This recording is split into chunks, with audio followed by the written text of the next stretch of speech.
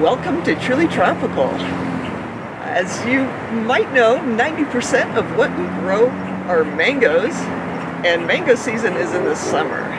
So that means we haven't eaten mangoes for a while, and we've got a big wait before we get some more fresh mangoes. This is our Rosa tree, and Rosa is almost always the tree that makes the first mangoes of the season. Late October, it started to flower right on the top of the tree, and right now I see 3 fruit hanging. Of course, don't know if those are going to make it to maturity or not, but we're hoping. But that's just one of like 80 varieties of mangoes that we grow here, and so these 78 other varieties are not flowering. So it's hard to know what the mango season will be like in 2020, but so far we have not seen much early flowering around the grove. Rosa, and there's been a few branches on a couple other trees that have had flowers, and that's it. So it looks like it might be a typical year for most of the grove, and a typical mango year means that we'll have a few mangoes in May, a lot in June, a lot in early July, and then it'll taper off, and hopefully we'll have mangoes through August. But even though we don't have mangoes now, there are a lot of other fruit around the grove that are ready or are developing and will be ready before mango season.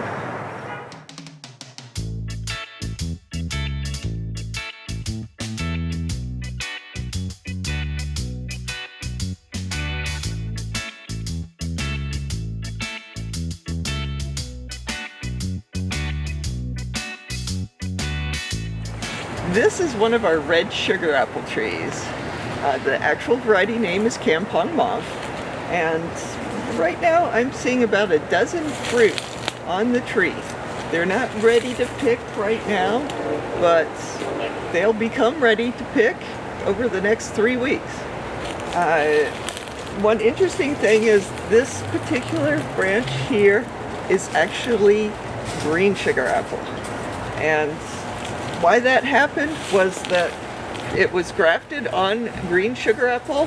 Campong Mauve is almost always grafted, and the rootstock sprouted out, so now we have a mixed colored tree.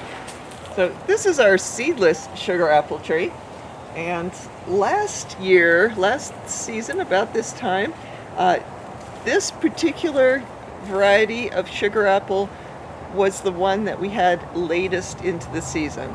Our other varieties were finished fruiting, and this one had like 3 weeks more fruit than the other ones. This year it doesn't look like the case. In fact, this is one of 2 fruit that I'm seeing on the tree right now, and that looks like it's ready to pick, and the other one is also about the same size and looks ready to pick. So this season, this seedless sugar apple tree is not performing like it did last year. So this is one of our Ademoya trees. It's Gefner, and I'm seeing a couple of fruit remaining on the tree, but not very many. Ademoya season is pretty much over here. So this is one of our Lula trees. Lula Avocado is a really nice avocado, high in oil, and so it's nice rich flavor. And for a couple months we've been picking avocados from other trees that are not named, but this one definitely is named.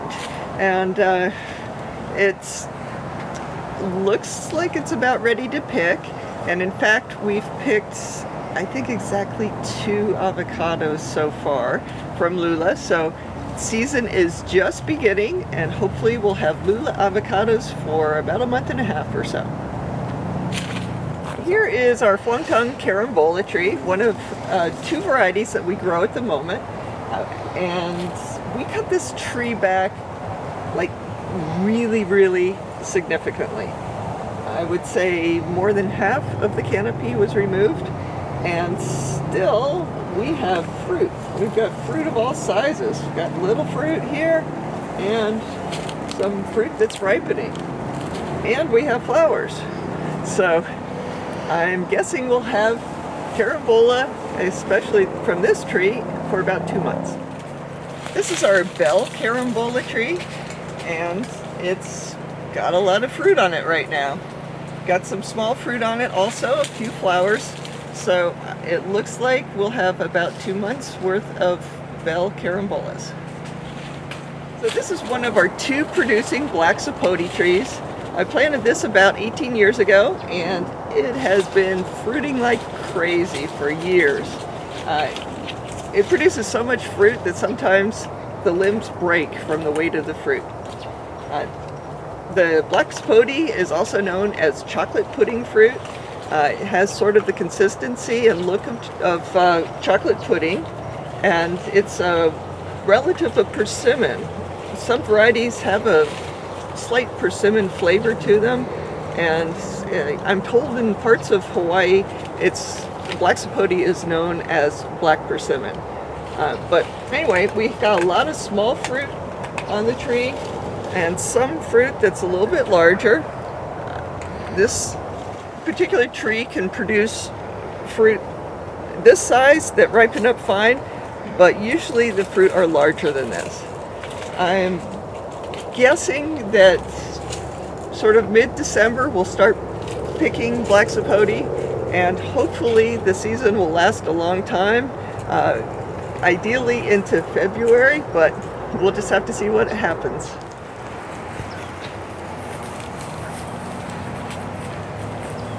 So this is one of our 31 lychee trees in the grove, and I can guarantee you that we will not have lychee fruit in 2020. Sorry to say, but stay tuned, we've got more details on that later. This is our old kaimito tree, or star apple. This has become such a popular fruit with our customers that I planted other trees, but they're way too young to fruit. This one is starting to show signs of hope. We've got fruit that are about pea-sized, and then also some that are more like grape-sized here. And that's true for pretty much the whole tree. Kaimito makes a whole lot of little fruit, doesn't support it all, so some of them drop. But we are looking forward to having hopefully a good Kaimito season starting probably in February. So this is one of our Avocado trees, and I was just looking for flowers. I don't see any. This Avocado usually fruits for us in late winter and early spring, and when you start seeing the flowers that like cover all of the branches inside the tree, you have to wait for about a month before the fruit are ready. So we are months away from having Avocado fruit. So this is our main custard apple tree. It's pretty gorgeous right now, and what makes it even more gorgeous is that we have little tiny fruit. They're about this big, but we're hoping that they get to be, a couple pounds eventually, and that would be lovely and delicious.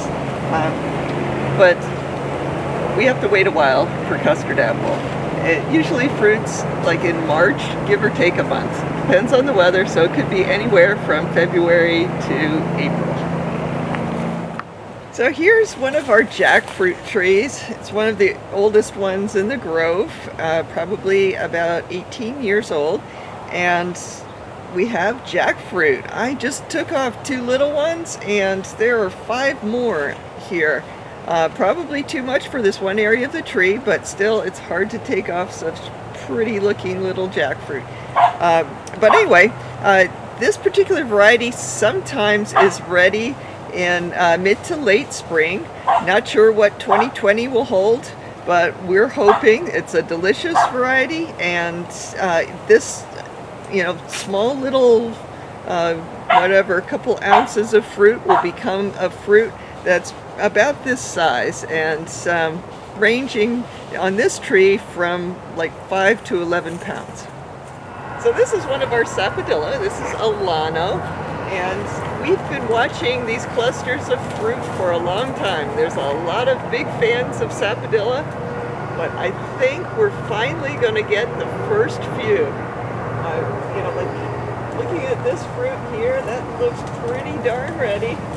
So I'm just going to scratch it a little bit. And this one actually is ready to pick.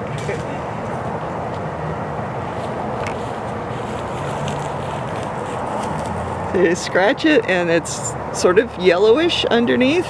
So this particular fruit will ripen up great off of the tree. So Sapodilla season for us, for this particular tree, goes on for a long time.